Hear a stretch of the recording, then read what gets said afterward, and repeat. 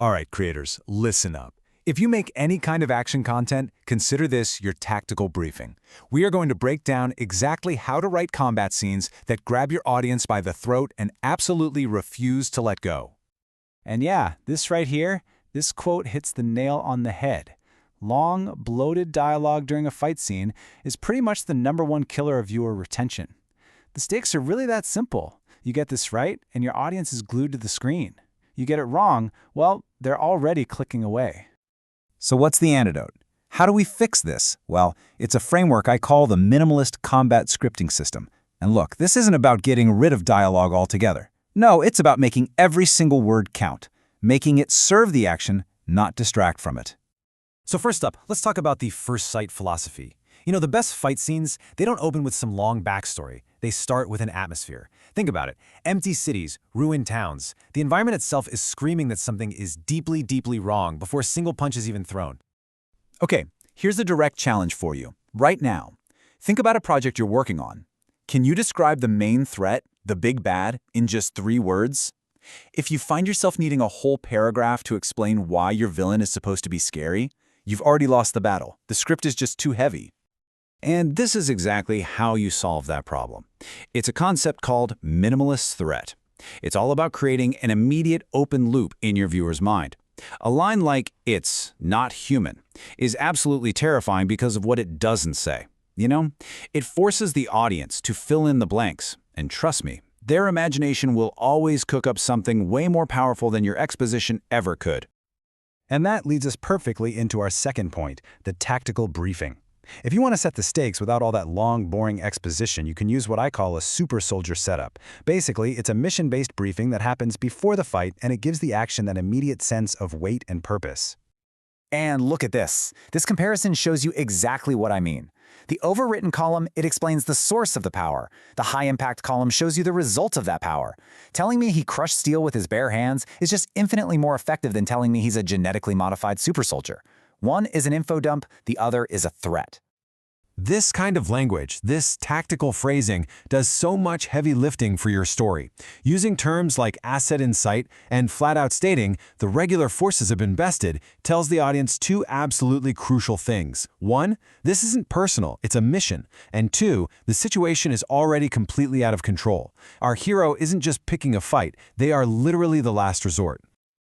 Okay, so now let's talk about the dialogue that happens during the fight itself. The most powerful, most effective lines, they don't happen in between the blows. They happen as a direct reaction to a physical impact.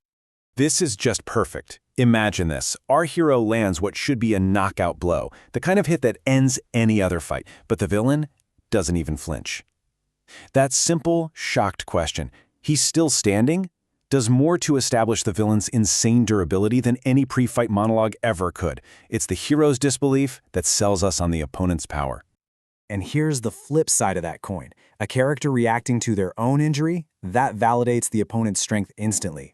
When a hero, someone we already know is incredibly powerful, just says, "My hand is crushed," after blocking a single hit, that tells the audience everything they need to know about the power levels at play, and it does it without ever breaking the action.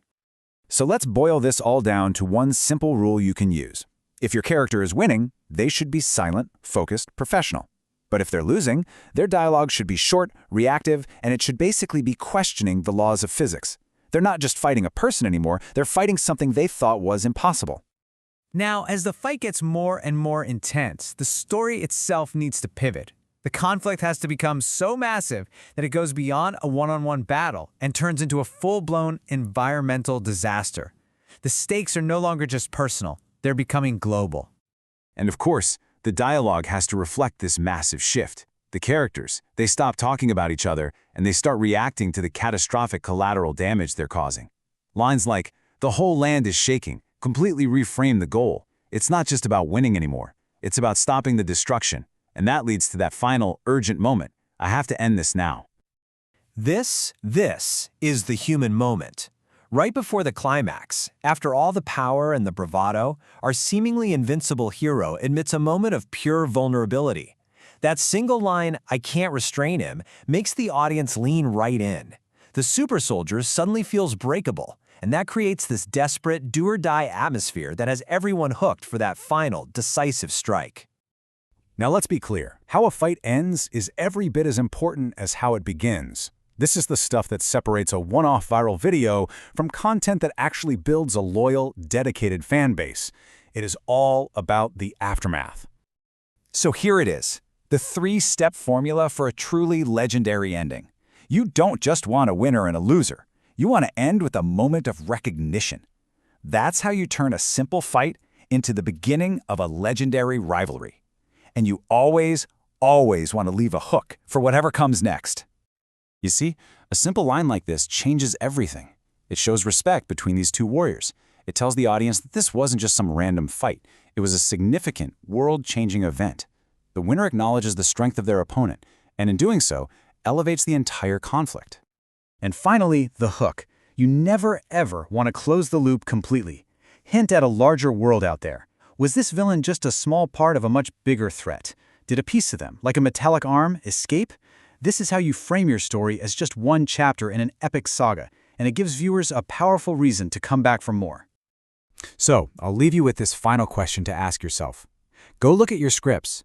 Is the ending just a period at the end of a sentence? Or is it an ellipsis, promising everyone that the greatest battles are actually still to come? The choice is yours.